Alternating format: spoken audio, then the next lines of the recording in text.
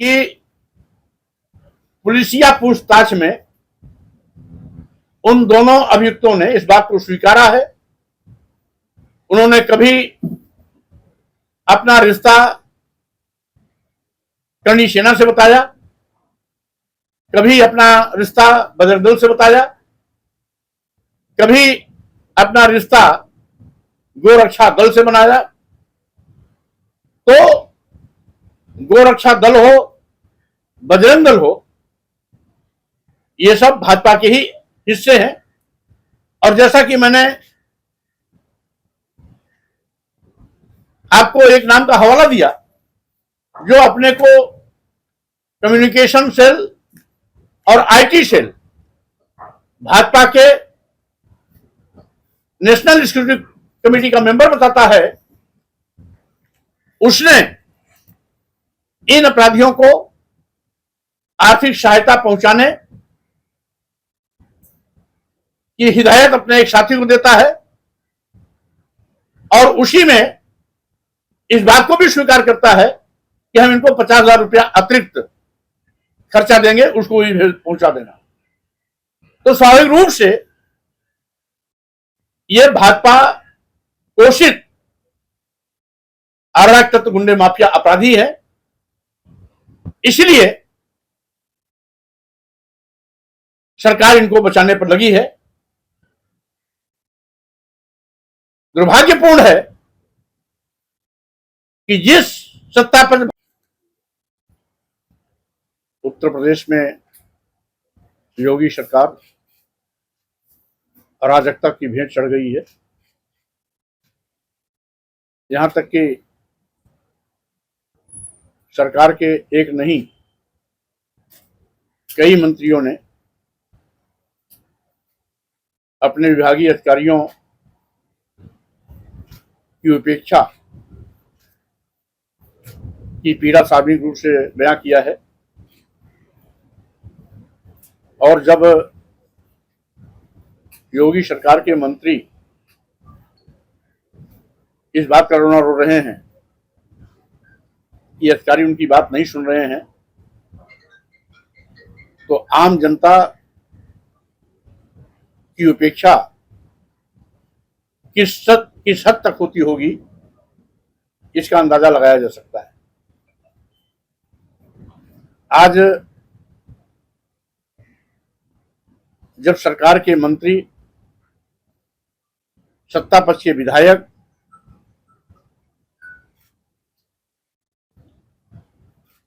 इस सरकार से पीड़ित हैं, संतुष्ट नहीं हैं, सत्ता पक्ष के कई विधायक मारपीट के शिकार हुए, लेकिन जो भी विधायक सत्ता पक्ष का मारा पीटा गया, वो या तो बैकवर्ड का था या एससी का था। मारने वाले के खिलाफ एफआईआर नहीं दर्ज हुई। ये सरकार के जंगलराज का पराकाष्ठा है। और आज पूरा उत्तर प्रदेश जंगलराज बन गया है, कानून व्यवस्था ध्वस्त हो चुकी है। न रहे और उससे उसकी पकड़ हो जाएगी, तो पहचान पत्र और आधार कार्ड से जोड़े जाने के बावजूद भी आखिर ये गलतियां क्यों हो रही हैं? वो कौन सी ताकतें हैं जो निर्वाचन आयोग की आंख में धूल झोंक करके मन चाहे तरीके से मतदाता सूची में नाम बढ़वा लेता है अपनी सुविधा के अनुसार, और मतदाता सूची से नाम कटवा लेता है? ऐसा सत्ता पक्ष ही कर सकता है। इसलिए निर्वाचन आयोग को ऐसे मामलों पर गंभीरतापूर्वक विचार करना चाहिए, जिससे कि पूरी दुनिया में जो भारत की लोकतांत्रिक व्यवस्था है, जिसकी लोग तारीफ करते हैं, आगे भी यहां के लोकतंत्र का दूसरे देश के लोग लोहा मानते रहे और निर्वाचन आयोग की पारदर्शी क्रियाकलाप बनी रहे। इसलिए समय रहते निर्वाचन आयोग को इस पर गंभीरता से विचार करते हुए कि कैसे एकाएक लाखों नाम बढ़ जाते हैं और कैसे एकाएक लाखों नाम घट जाते हैं। इसका जिम्मेदार कौन है, जवाबदेह कौन है? इस जवाबदेही को सुनिश्चित करते हुए क्या उसके खिलाफ कानूनी कार्रवाई करेगी? क्या उसके खिलाफ अनुशासनात्मक या कानूनी कार्रवाई सूचित करेगी? अगर निर्वाचन आयोग ये कठोर कदम उठाता है तो हम समझते हैं मतदाता सूची से नाम कटाने और सुविधा अनुसार नाम बढ़ाने और घटाने की प्रक्रिया पर रोक लगेगा और निर्वाचन आयोग की दी गई व्यवस्था के अनुसार जो पारदर्शी तरीका है उसको फॉलो करके निष्पक्ष रूप से मतदाता सूची बनाई जाए और मतदान सुनिश्चित कराया जाए। इसीलिए आज इस प्रेस को मैंने आमंत्रित किया कि चूंकि मीडिया लोकतंत्र का चौथा स्तंभ है,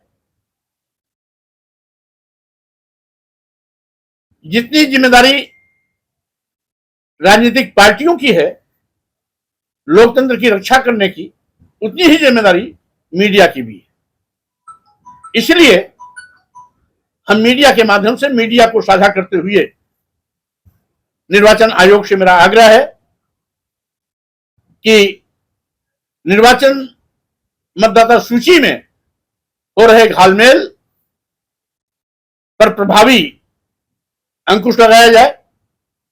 किसी पार्टी विशेष को खुश करने के लिए मतदाता सूची से न नाम काटा जाए न नाम जोड़ा जाए, बल्कि जो भी मतदान करने की आयु प्राप्त कर चुके हैं, बिना जाति धर्म के भेदभाव के उन सबको मतदाता सूची में शामिल कर मतदाता सूची में नाम बढ़ाने की प्रक्रिया पारदर्शी तरीके से फॉलो किया जाए। ऐसा मेरा निर्वाचन आयोग से निवेदन है, आग्रह है, जिससे कि मतदाता सूची पर, निर्वाचन आयोग पर जो समय समय पर उंगलियां उठती हैं उस पर विराम लग सके। धन्यवाद।